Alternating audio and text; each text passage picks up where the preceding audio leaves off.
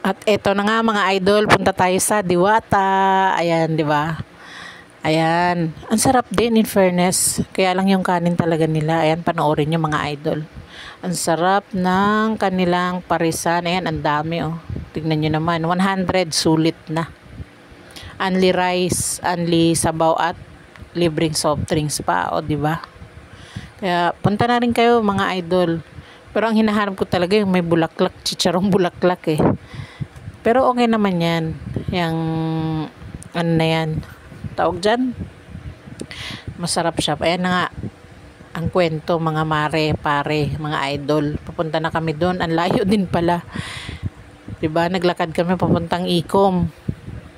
Sa may Jokno Boulevard. Wala na siya doon sa may tulay. Nilipat siya doon sa may GSIS na siya malapit.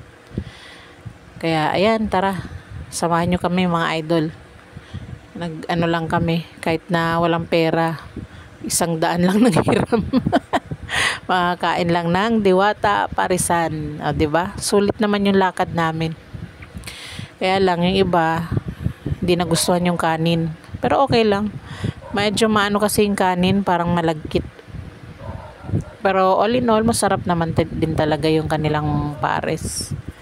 Yung tawag nito, yung kanilang wala kasing chicharon bulaklak eh. Yun lang ano, yung karne na yun. Masarap siya mga idol, kaya punta na kayo. In fairness, yung kanilang lechon kawali, ang sarap mga mare, mga idol. Kaya yung mga mahilig sa pares dyan, punta na kayo.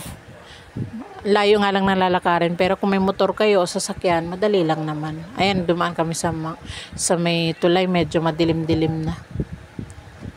Ayan, o diba, selfie muna. O diba mga idol? Masaya kami dyan kasi lahat kaming mga closing pumunta doon. Papunta pa lang, nagutom na kami. Kaya tara na, punta na rin kayo. At saka ano, nung pumunta kami doon, may mga vlogger din kami. Shoutout nga pala kay Tikim TV. Nasa kulang-kulang 1 million follower na sila. Thank you Tikim TV. Na-interview kami doon. Pero yun lang naman talaga ang sinabi ko, yung rice lang talaga. Ang medyo doon maano kasi yung rice, parang yung napadami yung sabaw. Kaya ayun, masarap naman yung kanilang lechon kawali. Thanks, Diwata Parisan. Sarap siya. At si Jonah, si Mami Rose, nag-take out talaga sila, oh. 'Di ba? Masarap kasi ng lechon kawali. Ayan yung grabe saing nila, oh. Ang daming kaldero.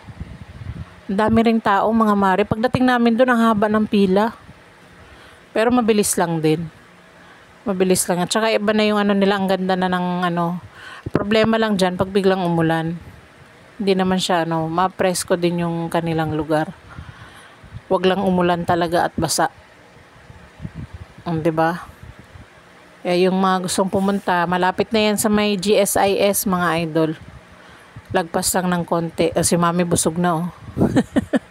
Happy tummy na siya. Love you, mga idol. Happy tummy. Kain-kain na din.